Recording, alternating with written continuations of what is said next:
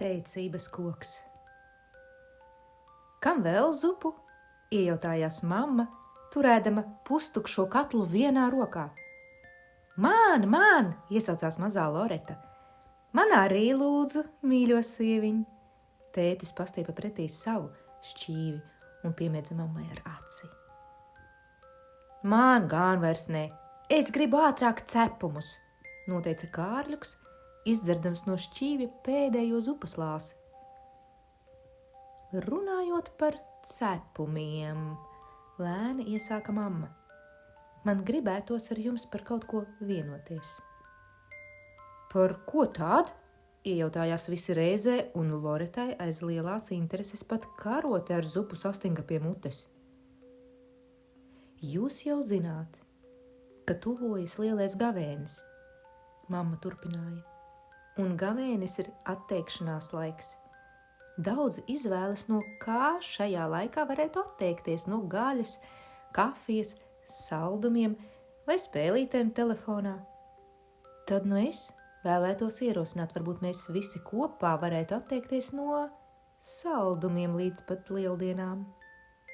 Tikai ne to! Noelsās Loreta, bet mazais Kārļuks pat neteica neko, tikai sāka skaļi raudāt tā, ka asaras pilēja tukšajā zupas šķīvī. Gavēnis jau nav bēdu laiks, ierunājās tētis un pabužināja Kārlēna gaišos matiņus. Gavēnim ir jābūt piepildītam ar kaut ko īpašu. Un, ja cepumi tev ir tik svarīgi, ka pat jāraud, tad mēs tos neņemsim nost, labi? Kārlītis vēl pāris reizes iešņukstējās un acis berzēdams apklusa. Vai ir vēl kādi ierosinājumi? Tētis turpināja sarunu. Varbūt mēs varētu vakaros sākt regulāri kopā lūgties, ieteica mamma. Tikai ne to. Tagad Loreta savilka degunu uz raudāšanu. Lūgties ir tik garlaicīgi, un mums jau viss ir, mums vairs neko nevajag lūgt. Un meitene paskatījās uz tēti kā uz glābēju. Ja jau tētis varēja izglābt no saldumu noņemšanas, tad viņš var arī atcelt ideju par garām lūgšanām. Man patīk šī ideja, tētis ierunājās pavisam ne tā, kā gaidīja Loreta. Viņa lielām, sastingušām acīm raudzījās uz cilvēku, kuru bija uzskatījusi par glābēju un nesaprata. Raudāt vai labāk uzreiz nokrist zemē un notēlot histērijas lēkmi. Loretiņ, viss būs labi, tētis teica tik siltā un mīļā balsī, ka meitene neuzdrošinājās krist zemē un kliegt. Bet tēt, viņa tikai noelsās. Man ir ideja, kā padarīt mūsu vakara lūgšanu patīkamu Dievam un interesantu mums visiem. Tētis noslēpumaini turpināja. Lūgšana nevar būt interesanta. Loreta nopūtās, maisīdama pa šķīvi neizēsto zupu. Es ierosinu mūsu lūgšanas zīmēt. Tētis klusi noteica, raudzīdamies meitas acīs un vērodams viņas reakciju. Loreta turpināja dusmīgi raudzīties šķīvī, tikai ar acu skaktiņu pašķielēja uz tēti. Ieraudzījusi viņa plato smaidu, arī meitene nevilšas pasmaidīja. Kā tad lūgšanu var zīmēt? Loreta ievaicājās, mēģinādama no jauna uzmest lūpu, bet tik gara un dusmīga tā vairs nesanāca. Ko tad man zīmēt? Meitene mēģināja runāt burkšķošā tonī. Es gribu saldējumu, es gribu lelli, es gribu telefonu, ko man zīmēt katru vakaru? Meitiņ, lūgšana jau nav tikai tas, ko tu gribi saņemt. Lūgšana, tā ir arī pateikšana paldies par to, ko tu jau esi saņēmusi. Un pateicība ir daudz svarīgāka par jaunu lietu prasīšanu. Es vairs neko nesaprotu. Loreta ar blīšķi atsita karoti pret zupas šķīvi. Nesatraucies, es tūlīt paskaidrošu savu domu, tētis mierīgi teica. Tātad, es ierosinu Jēzum lieldienās uzdāvināt mūsu pateicības koku. Pateicības koku? Abi bērni iesaucās vienā balsī. Jā, pateicības koku. Mēs varētu katru vakaru uzzīmēt uz mazas lapiņas kādu lietu, par kuru mēs pateicamies. Katrs vienu. Un tā katru vakaru mūsu koks papildinātos ar 4 lapiņām. Un uz Kristus augšām celšanās svētkiem jau būtu kuplas pateicības koks. Tas man patīk, iesaucās Loreta. Es tikai nemāku zīmēt koku.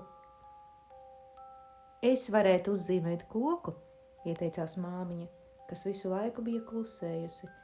Es uzzīmēšu un izgriezīšu no bieza kartona milzīgu koku, bet pēc tam mēs visi kopā to izkrāsosim ar Loretas goša krāsām. Urā, krāsosim! Kārļuks iesaucās, bet Loreta jau bija aizmirsusi, ka jāstiepj garā lūpa. Viņas acis mirdzēja. Kad sāksies tas gavēnis? Loreta nepacietīgi jautāja. Es gribu ātrāk sākt zīmēt. Pēc 3 dienām, iesmējās māmiņa, bet zīmēt varam sākt jau šodien.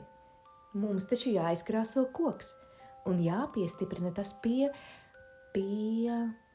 Mamma skatījās apkārt meklēdama piemērotu vietu. Pie durvīm, iesaucās Loreta. Pie durvīm ir laba vieta, piekrita tētis. Es varētu šovakar nomazgāt traukus, lai jūs jau varat sākt darboties ar koku. O, priecīgi iesaucās māmiņa, tas man patīk. Man arī, sauc abi bērni reizē. Mamma no kādas slepenas šķirbas, kas bija aiz lielā skapja, izvilka milzīgu kartona loksni. O, tas ir no televizora kastes, priecājās Loreta. Jā, es toreiz neizmetu. Man jau likās, ka noderēs. Nosmaidīja mamma un paņēma zīmuli. Ar dažām veikli uzvilktām līnijām viņa iezīmēja resnu koka stumbru un uz debesīm paceltus zarus. Tad ar papīra nazi 1, 2 viņa izgrieza lielu, skaistu koku. O, aiz sajūsmas izsaucās abi bērni, kad mamma pacēla izgriezto koku un piemērīja pie dzīvojamās istabas durvīm. Der kā uzliec! Loreta smējās un plaukšķināja, bet Kārļuks paraustīja mammas svārkus un iejautājās. Kādi mēs varēsim krāsot? Tūlīt, tikai noklāsim grīdu ar vecajām avīzēm, lai jūs man nenokrāsojat visu māju, mamma iesmējās. Pēc mirkļa grīda bija noklāta, koks noguldīts, krāsas buņģiņa atvērta un bērni varēja sākt strādāt. Man šķiet, mums nepietiks brūnās krāsas, Loreta nobēdājās, skatīdamās uz mazo trauciņu, kas ātri kļuva tukšāks. Nekas, mēs varam brūno krāsu sajaukt paši, mierināja mamma. Sanāks vēl skaistāk nekā ar parasto brūno. Kā sajaukt? Loreta nesaprata, bet Kārļuks tik triepa brūno krāsu uz smalkajiem koka zariem. Kad sajauc visas krāsas kopā, sanāk brūna, mamma viltīgi paraustīja uz acis. Varam triept virsū visas krāsas un sajaukt kopā tepat uz koka. Cik interesanti! Iesaucās Loreta un mazie pirksti aiz prieka stipri sažmiedza otu. Un tad tik sākās jautrība. Krāsas gāja juku jukām. Bērni smējās un priecājās par skaistajiem toņiem, kas beigu beigās no ilgas maisīšanas pārvērtās brūnā krāsā. Paskatieties, mums tiešām sanāk! Loreta spiedza, kad tētis ienāca istabā, pabeidzis virtuves darbus. Mums sanāk pašiem sava brūnā krāsa, Loreta jūsmoja. Cik skaists koks, tētis noteica. Varbūt es varu sākt zīmēt lapiņas? Droši, baltās lapas ir skapī. Mamma norādīja uz zemākajām durvīm. Es zinu. Tētis smējās un izņēma veselu kaudzi zīmēšanas lapu. Tā, izskatās, ka no vienas loksnes sanāks veselas 6 koka lapiņas. Tētis skaļi domāja, salocīdams papīru 6 daļās. Tā, šeit uzzīmējam nedaudz robotu maliņu un izgriežam.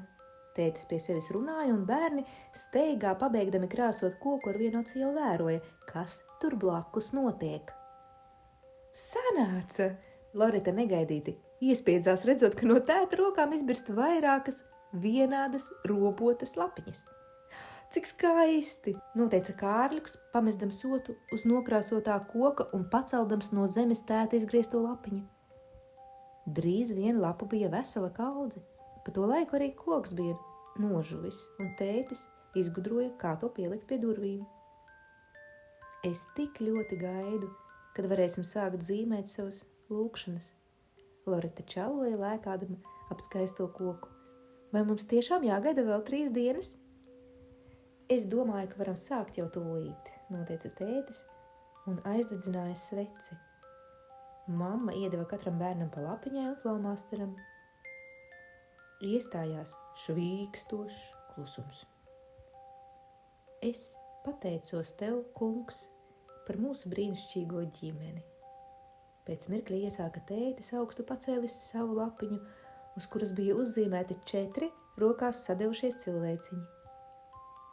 Es tev pateicos par tēti, kurš šovakar nomazgāja traukus. Nosmēdīja māmiņa parādījusi visiem savu zīmējumu, nedaudz salīkušu cilvēciņu ar šķīvi rokās.